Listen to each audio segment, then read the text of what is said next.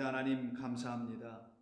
저희가 전에는 우리 아버지 하나님이 누구신지도 모르고 우리가 그려놓고 생각한 하나님을 아버지로 섬기며 경배했던 그와 같은 사람들이었다라는 사실을 우리 주님을 이 땅에 보내주심으로 말미암아 우리 주 예수 그리스도를 통해서 비로소 그 모든 것을 알게 하여 주셔서 이제는 참된 하나님과 그 참 하나님께서 보내신 당신의 참된 그리스도를 만나게 하셔서 저희들 하여금 더 이상 실족하지 않도록 붙들어 주셔서 당신의 택하신 백성들 되게 하시니 감사합니다. 오늘도 들려주실 말씀을 통하여 우리를 그와 같이 사랑하신 주님을 만나는 시간이 되게 하여 주시옵소서. 예수님의 이름으로 기도드립니다. 아멘. 자, 하나님 말씀 나눕니다. 오늘은 누가복음 18장 9절 이하 14절에 있는 말씀입니다. 누가복음 18장 9절로 14절입니다. 또 자기를 의롭다고 믿고 다른 사람을 멸시하는 자들에게 이 비유로 말씀하시되 두 사람이 기도하러 성전에 올라가 가니 하나는 바리새인이요 하나는 세리라. 바리새인은 서서 따로 기도하여 이르되 하나님이여 나는 다른 사람들 곧 토색, 불의, 간음을 하는 자들과 같지 아니하고 이 세리와도 같지 아니함을 감사하나이다.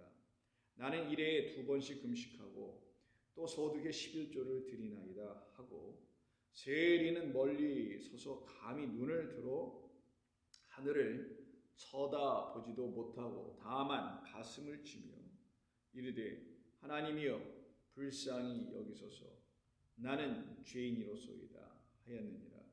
내가 너희에게 이르노니 이에 저 바리새인은 아니고 이 사람이 의롭다 하심을 받고 그의 집으로 내려갔느니라. 무릇 자기를 높이는 자는 낮아지고 자기를 낮추는 자는 높아지리라 하시니라. 아멘. 자, 오늘 우리는 새로운 본문인 방금 우리가 함께 읽은 9절부터 14절에 있는 말씀을 통해서 우리가 이 말씀을 잘못되게 취하게 되면은 우리가 한때 우리 자신을 누군지를 모르고 있었을 때는 교만하여 자기 자신을 높이는 삶을 산 적이 있었으나 이제 우리가 겸손한 삶을 살아야 한다라는 그런 교훈의 말씀으로 취할 수 있게 됩니다. 그러나 이 말씀은 그와 같은 뜻을 담은 것이 아니라 우리 주님께서 그 앞본문인 즉 어제 우리가 함께 나눴던 지난주에 나눴나요?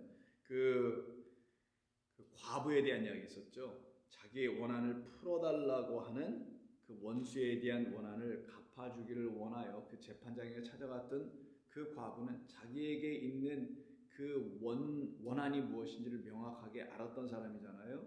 그것이 바로 다름이 아닌 하나님의 의가 없음이었다는 것이죠.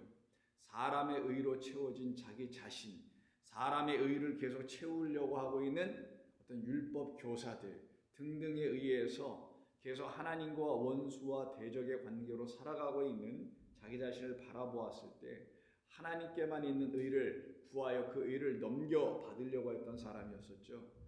그 말씀과 연이어 그 말씀과 관계하여 그렇게 이 과부처럼 그 의를 하나님께로부터 받은 자가 있는가 하면 여전히 하나님께 나아가 그 의를 구하지 못하고 사람들이 정해놓은 그 틀 안에서 어떤 행동을 하고 행위를 하고 신앙생활을 한 이유 때문에 그 결과로서 자기가 의로워졌다라고 생각하게 하는 사람들로 말미암는 의를 가지고 여전히 나가는 자들에 대한 이야기를 우리 주님은 오늘 본문에서도 계속해서 말씀하시는 겁니다.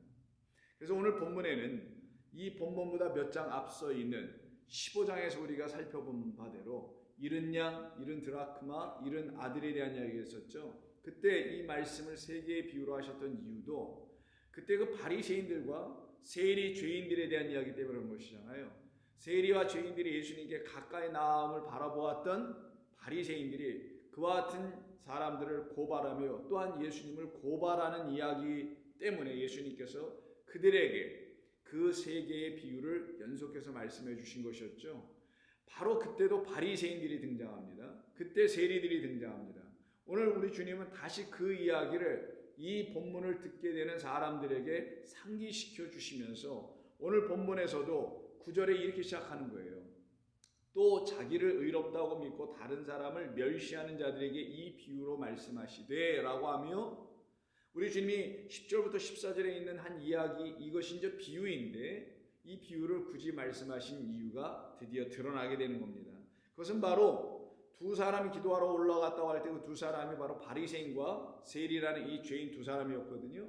그 세리는 이렇게 기도하고 바리새인은 저렇게 기도하는 모습을 가지고 그 비유의 이야기를 통해서 바리새인을 놓고 자기를 의롭다고 믿는 자며, 또한 그 자기를 의롭다고 믿는 바리새인에 의해서 정죄를 당하고 있는 한 세리의 기도를 서로 대조시켜 주시면서 하나님이 보시기에 온전하며 하나님 보시기에 의로운 자의 기도가 어떤 기도인지를, 또 어떤 사람을 하나님은 의로운 자라고 불러주시는지를 이 본문이 우리에게 가르쳐주고 있는 것입니다. 그래서 이것을 섣불리 마지막 14절만 놓고 14절 보겠습니다. 무릇 자기를 높이는 자는 낮아지고 자기를 낮추는 자는 높아지리라고 하는 이 마지막 절을 결론으로 삼아서는 우리의 삶에서 겸손함을 가르치거나 교만해서는 안 된다는 것을 교훈으로 가르치는 그런 어설픈 그런 메시지를 이 본문을 통해서 우리가 얻어야 될 것은 아닙니다. 이것은 그보다 더 깊은 의미가 있기 때문입니다. 자, 그럼 한 절씩 한번 살펴보면서 우리 주님께서 우리들에게 알려주시려고 하시는 내용을 좀 들어보도록 하겠습니다.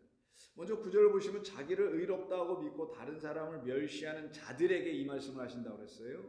그럼 이들이 누굴까요?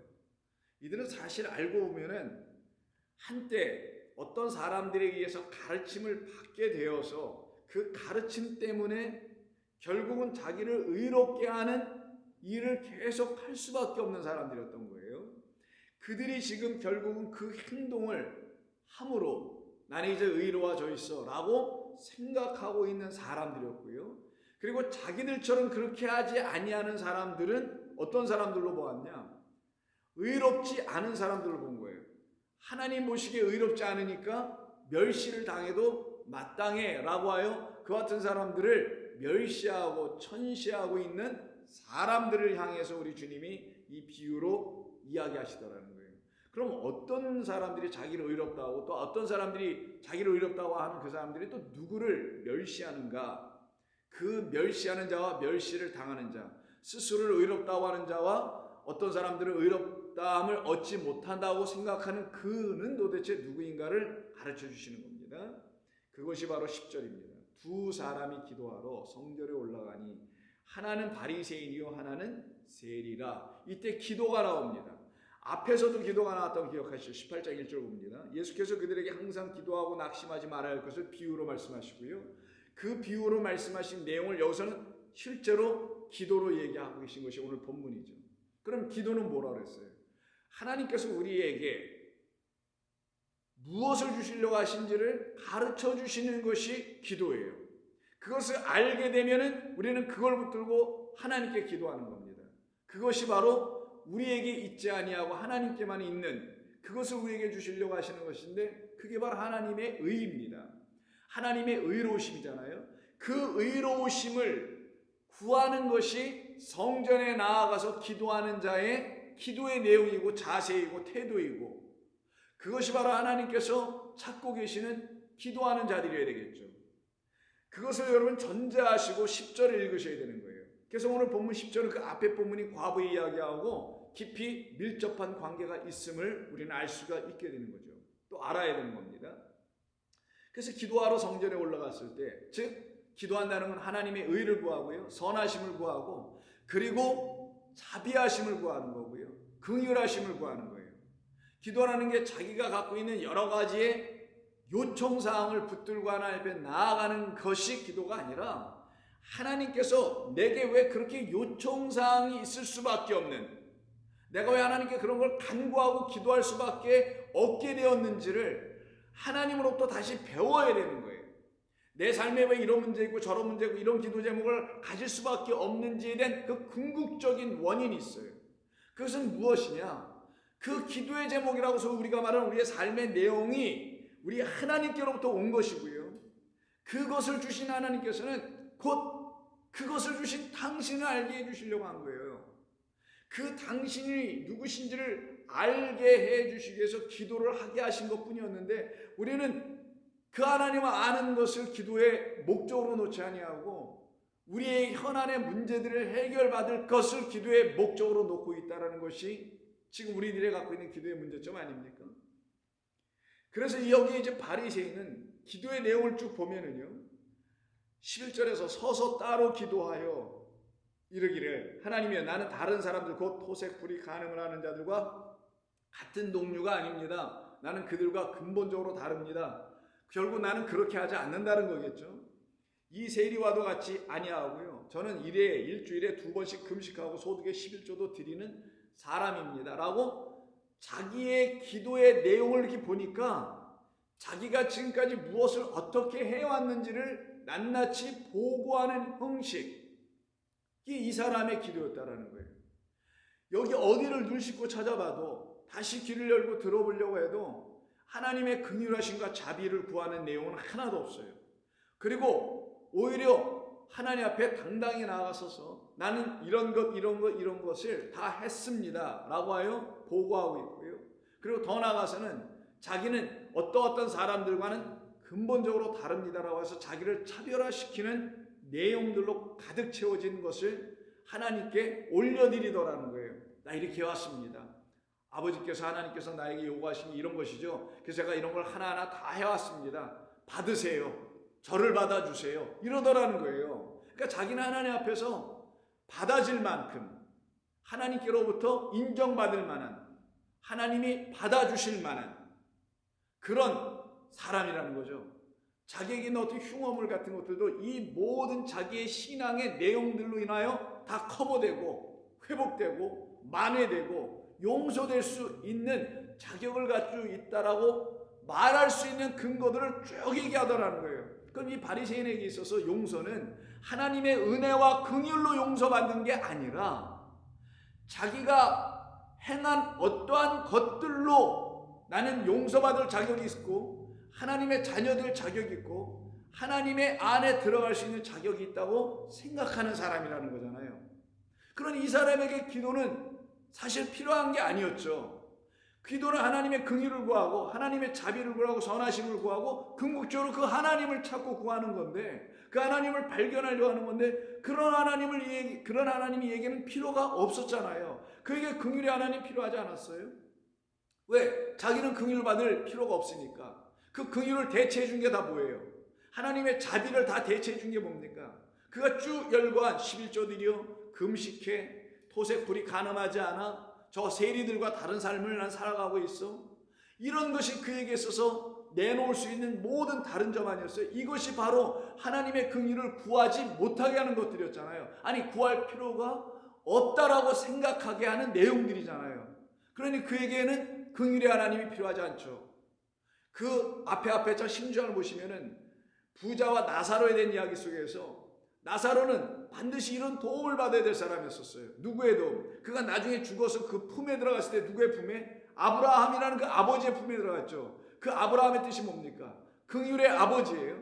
긍휼의 아버지의 품에 들어갔다는 건 그는 평생도록 긍휼을 구한 자라는 거죠. 자비를 구한 자라는 거예요. 나를 좀 불쌍히 여겨주세요를 구했다는 거예요. 그래서 엘에제르, 나사로라고 했죠. 긍휼을 도움받아야 될 사람이었어요. 자비를 도움받아야 될 사람이었어요. 왜? 나는 스스로 의로워질 수 없으니까. 나는 내가 무엇을 해도, 내가 할 수 있는 어떤 것을 다 해도 하나님의 의에 달할 수 있는 어떤 것도 해낼 수 있는 게 없으니까 무엇을 한들, 그러기에 그가 구할 수 있는 것은 하나님의 자비와 긍휼밖에 없었던 거예요. 그 긍휼을 구할 때 그 긍휼에 하나님께서 그에게 하나님이라는 의를 주시는 거죠. 그래서 여러분과 제가 그 긍휼을 구하게 되면은 하나님의 의와 자비라는 긍휼의 하나님을 만나게 되는 겁니다. 그게 믿음 생활의 아주 기본인 거고 시작이어야 되는 거예요. 근데 이 바리새인은 그러지 않더라는 거예요. 그럼 이에게는 긍휼의 하나님이 발견될 수가 없게 되죠. 이에게는 긍휼의 하나님이 찾아오실 이유가 없게 되죠. 그에게 오시는 하나님은 긍휼의 하나님 반대말인 교만의 아버지밖에 찾아올 수가 없어요. 그래서 이도 어떻게 돼요? 교만의 아들이 될 수밖에 없게 되는 거예요. 그걸 놓고 스스로 높아지고자 하는 자는 낮아져야 된다라고 말씀하시는 것이고요. 자기를 낮추는 자는 오히려 높아진다. 긍휼의 아버지, 이미 낮아진 그 아버지로 말미암아, 그 아버지의 은혜로 긍휼로 말미암아 내가 드디어 세워지는 자 된다는 사실을 알게 해 주시겠다라는 것을 의미하는 거죠. 그런데 이 사람은 안타깝게도 그러질 못하고 있었던 거예요. 이 사람이 그렇게 하지 못했던 이유는 뭡니까? 이가 왜 이렇게 따로 서서 기도하면서 토색하지 않았어요? 불의하지 않았어요? 간음하지 않았어요? 세리와 같지도 않아요? 금식해요? 11조예요? 다 이렇게 얘기하죠. 그럼 이 사람이 했던 그 신앙의 내용이라는 그 내용들을 쭉 살펴보면 이가 정말 금식이 뭔지 알고 했던 걸까요? 이가 간음이 뭔지 알고 안 한 건가요? 그것을? 이가 11조는 뭔지 알고 11조를 온전히 한 건가요? 아니잖아요. 그가 불의가 뭔지는 알고 그 불의를 행하지 않았던 건가요? 그가 알고 있는 불의는 세상에서 말하는 차원의 정의로운 차원의 어떤 그런 것을 하지 않는 것, 그게 불의였던 거겠죠. 하나님이 보시는 불의가 따로 있어요. 하나님이 보시는 의가 있단 말이에요. 나 같은 죄인을 하나님께서 어떻게, 왜, 무엇으로 다시 살려내시고 구원하시고 용서해 주셨는지에 대한 그 모든 이야기를 그리스도와 십자가를 통하여 알기 전에는 우리는 불의가 뭔지도 모르고 하나님의 의로우심이 뭔지 모르는 거란 말이에요. 근데 이 사람은 누구예요 지금? 그리스도가 누군지 모르는 자잖아요. 하나님이 보내신 아들이 누군지도 모르는 자잖아요. 구약에서 레위기서나 다른 등등에서 수없이 하나님께서 말씀해 놓으신 그 모든 것이 이 한 영혼을 향해서 무엇을 가르치려 왔는지를 이는 인정하지 못하고 있는 자였잖아요. 그가 어찌 그런 하나님의 의를 알 것이며 하나님이 보시는 불의가 뭔지를 알 수 있겠느냐고요. 하나님 보시는 불의는 내가 제사 드렸으니 양을 하나 데리고 갔으니 나 용서받았습니다 라고 말하는 게 진짜 불의란 말이에요. 그럼 하나님 보시기에 의로운 뭐냐? 나는 이거 가지고 이런 제사 드려서 나는 의로워질 수가 없네요. 하나님, 내게 내 마음 안에서 그런 동물로 드리는 제사가 아니어도 당신이 내 마음 안에서 다시 나에게 확신을 주시고 내 마음 안에서 분명히 깨닫게 하여 믿게 해줄 수 있는 그런 의로움을 내게 주세요. 그 방법은, 그런 의로움은 오직 그리스도의 십자가의 죽으심밖에 없어요. 하나님의 사랑의 피 흘림밖에, 용서하심은 그거밖에 없었던 거예요.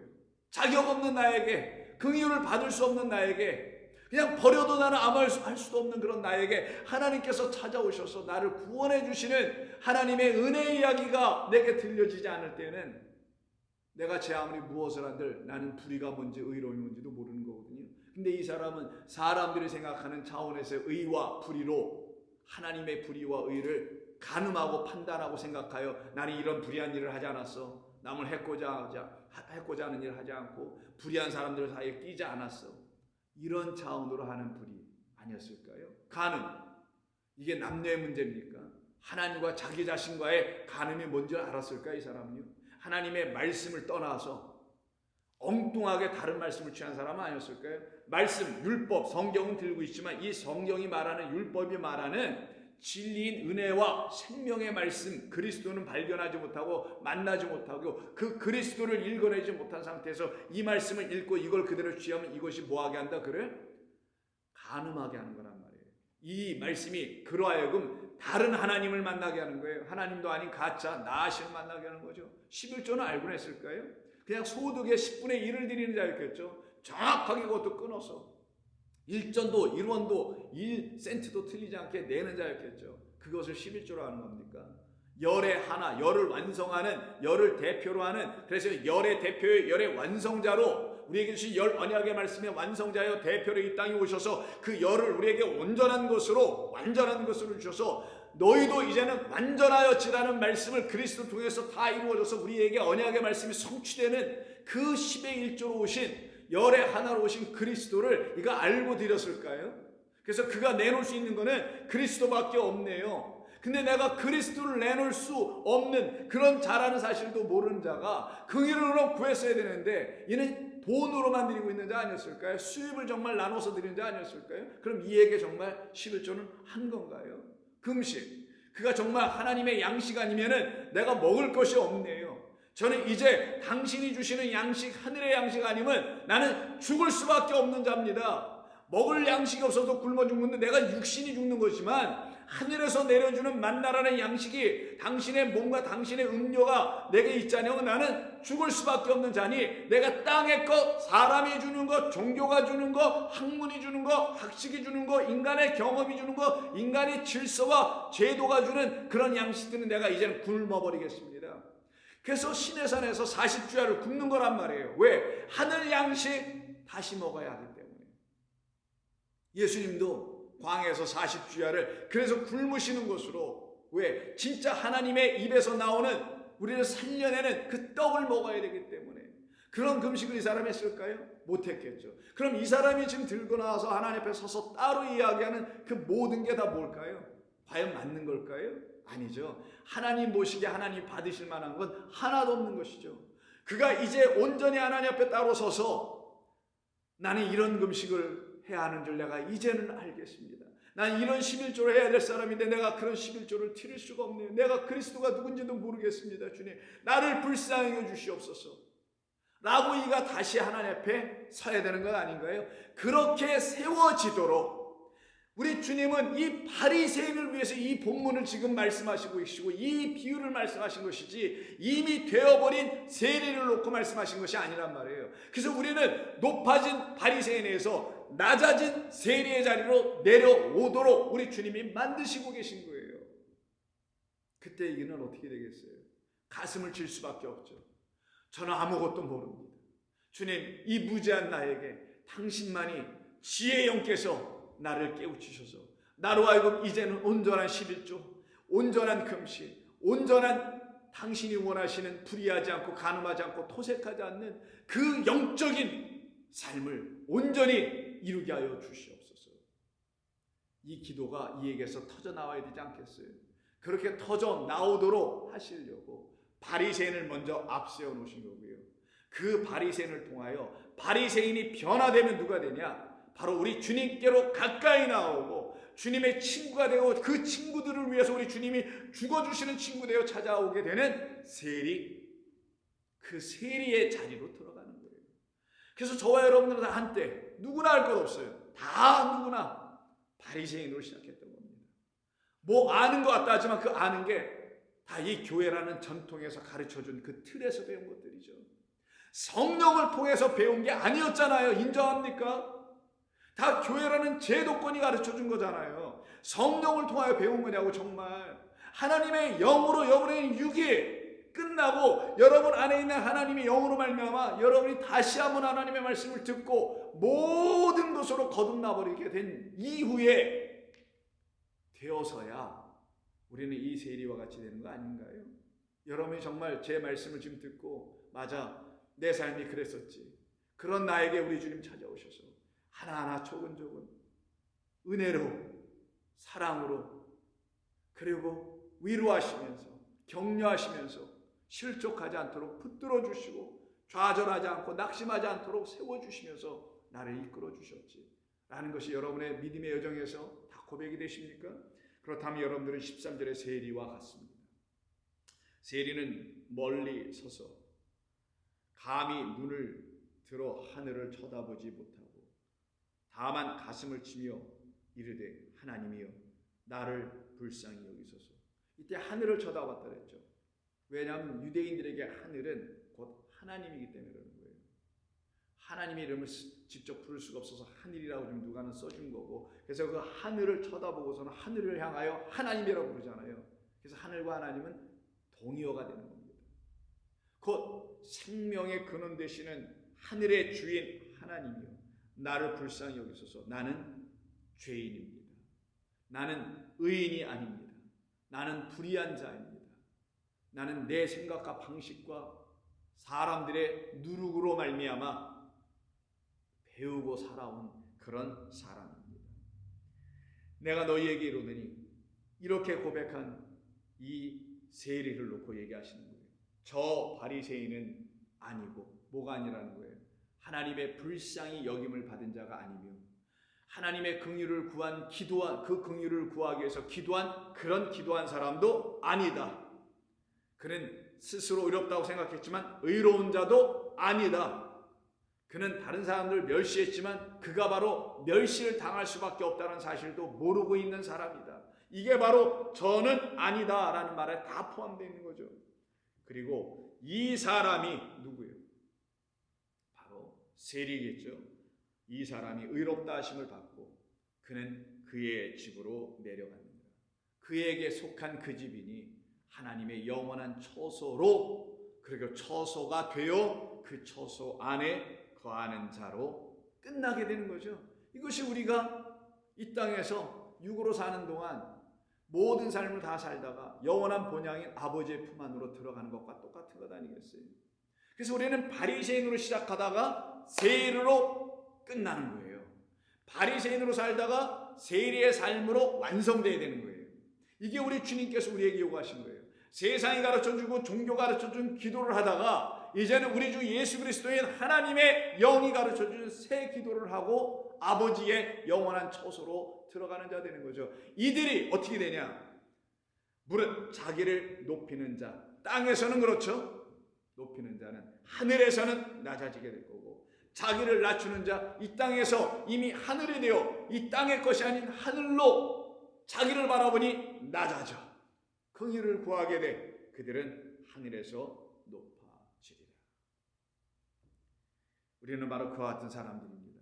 우리는 그런 긍휼을 받는 사람들인 것이죠. 그래서 갈라디아서 2장에 있는 본문 한번 읽어보고 말씀 마치도록 하겠습니다. 갈라디아서를 보시게 되면은 2장 16절을 한번 보세요. 사람이 의롭게 되는 것은 율법의 행위로 말미암음이 아니요 오직 예수 그리스도를 믿음으로 말미암는 줄 알므로 우리도 그리스도 예수를 믿나니 이는 우리가 율법의 행위로서가 아니고 그리스도를 믿음으로써 의롭다함을 얻으려 함이라. 율법의 행위로서는 의롭다함을 얻을 육체가 없느니라.